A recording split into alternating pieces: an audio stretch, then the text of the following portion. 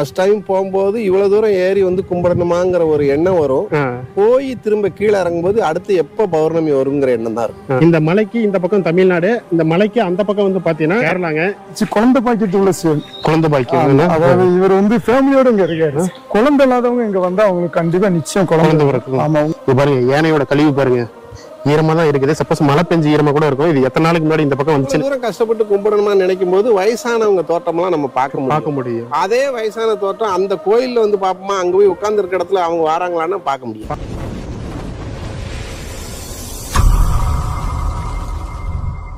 வணக்கம் and welcome to Prabhu trucker channel. எல்லோரும் எப்படி இருக்கீங்க? ஹாப்பியாக சந்தோஷமாக இருப்பீங்கன்னு நினைக்கிறேன்.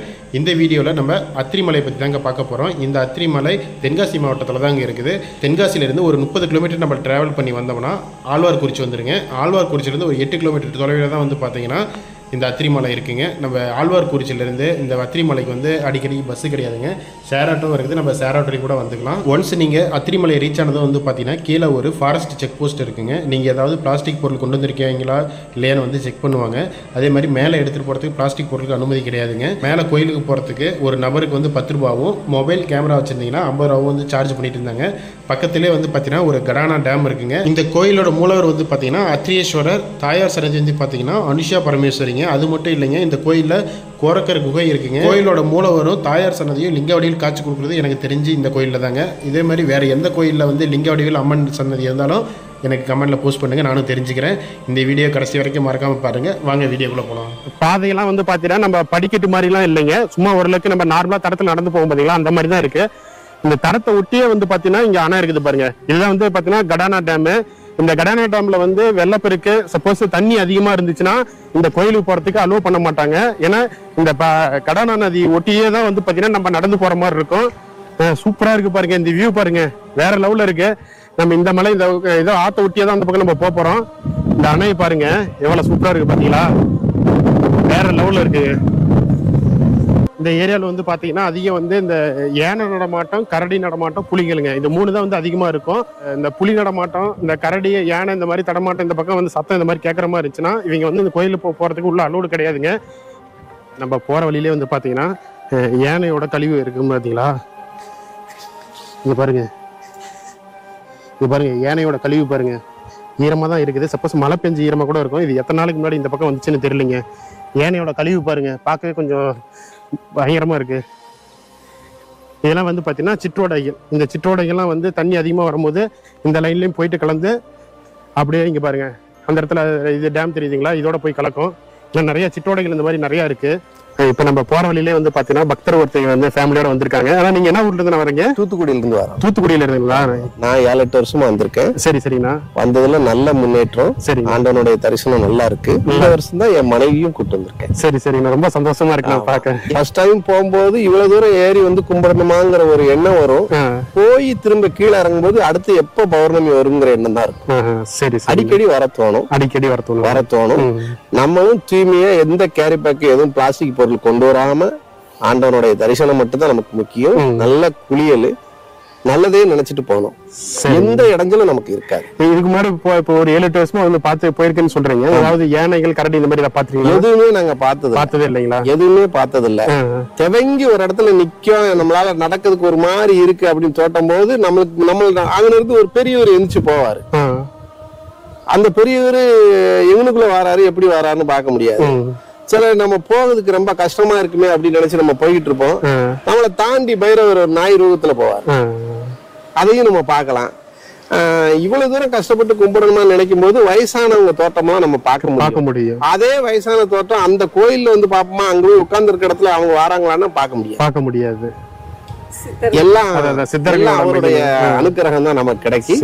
நல்லா இருக்கு, நான் நல்லா இருக்கேன். வந்தவங்களும் நல்லா இருப்பாங்க, இருக்கணும். சரி சரி, எல்லாம் ஓம் நமச்சிவாய நம்ம. ரொம்ப சந்தோஷங்கண்ணா.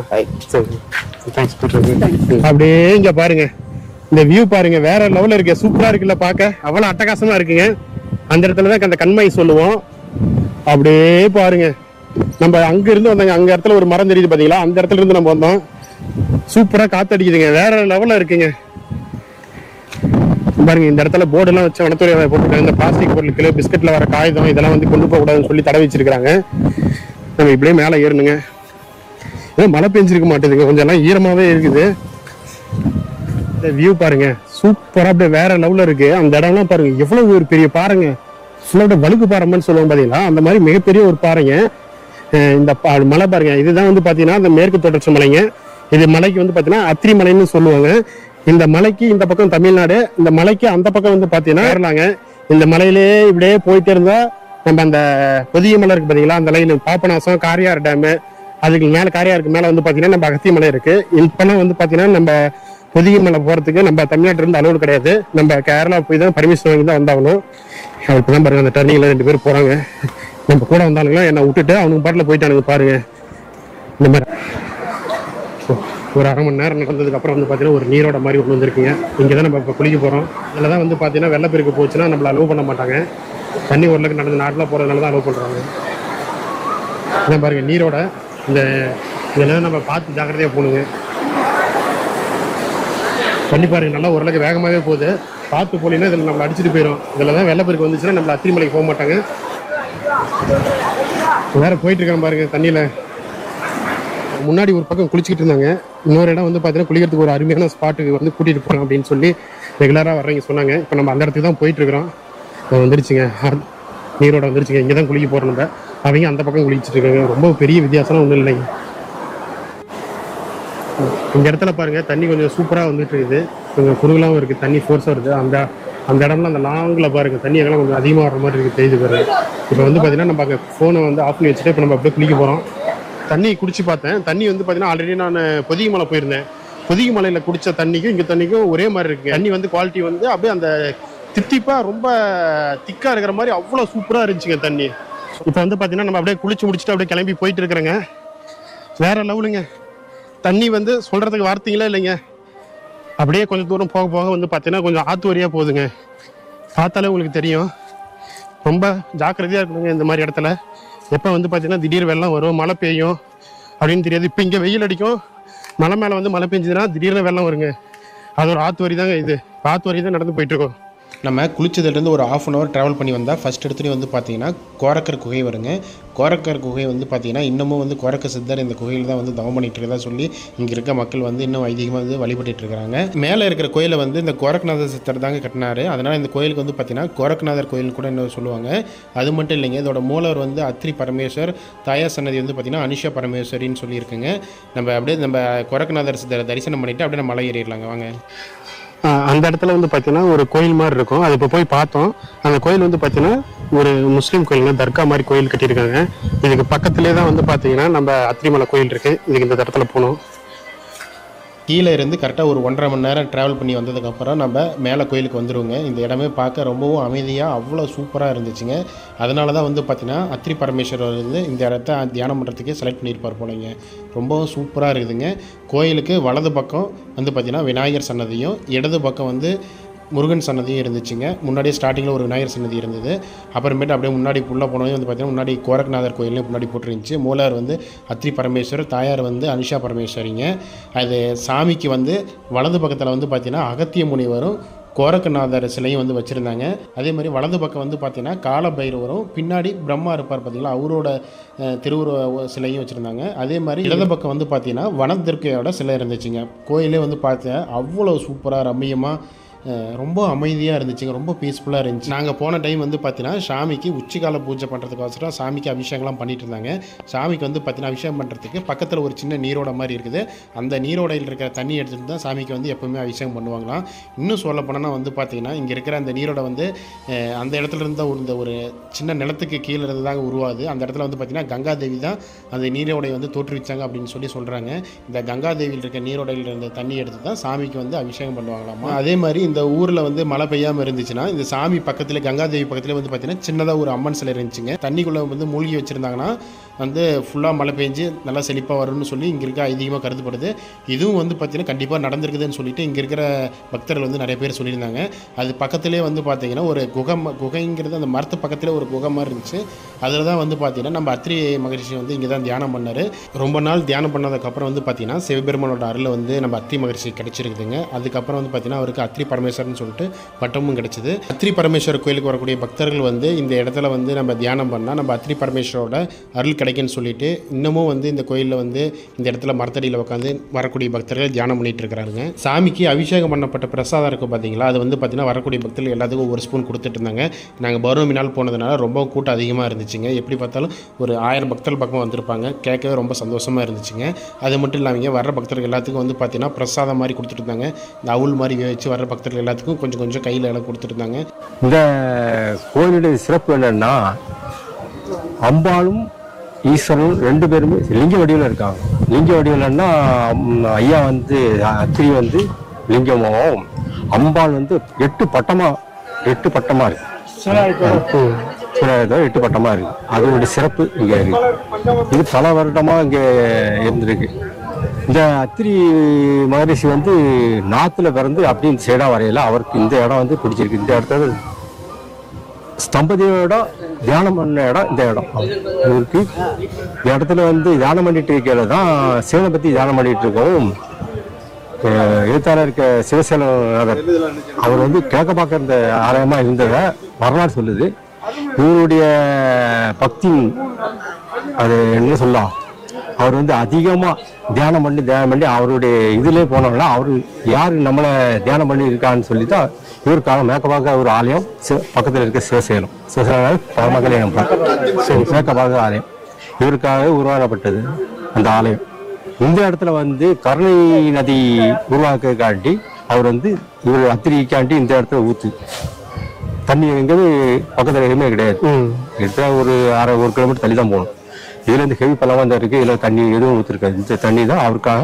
இது வந்து கங்கை தீர்த்தம்னு சொல்லுவாங்க. ஏன்னா முன்னோர் வந்து இங்க எலுமிச்சம்பழம் போட்டா அங்க கங்கையில போய் சொல்லுவாங்க. ஆனா தண்ணியை நீங்க எடுத்து பிடிச்சி 100 வருஷம் வச்சிருந்தா கூட அந்த தீர்த்தம் இதாகாது. இந்த தண்ணீரோட பாக்கியம் என்னன்னா, இதில் பிடிச்சிட்டு நம்ம இங்க வந்து சுவாமி தரிசனம் பண்ணாலே நம்மளோட என்ன பாக்கியம்லாம் கேட்காதோ அது பூரா நிறைவேறுது. குழந்தை பாக்கியம் முதல்ல, திருமண தடை, இந்த 2மே இந்த இடத்துக்கு வந்து சாமி உங்கள்கிட்ட தரிசனம் பண்ணாலே அது தன்னாலே அது இதாகுது. அவருக்கு சீடராக இருக்க கோரக்கனார் தான் அவர் கூட வச்சுக்கிட்டார். கோரக்கனார் வந்துட்டு என் கூட இருந்தா இந்த மலைக்கு பேரு கோரக்கநாதர் மலைன்னு சொல்லுவாங்க. சித்தமல்லி கோரக்கநாதர் மலை. ஆமா ஆமா, அது இதை பாருங்க.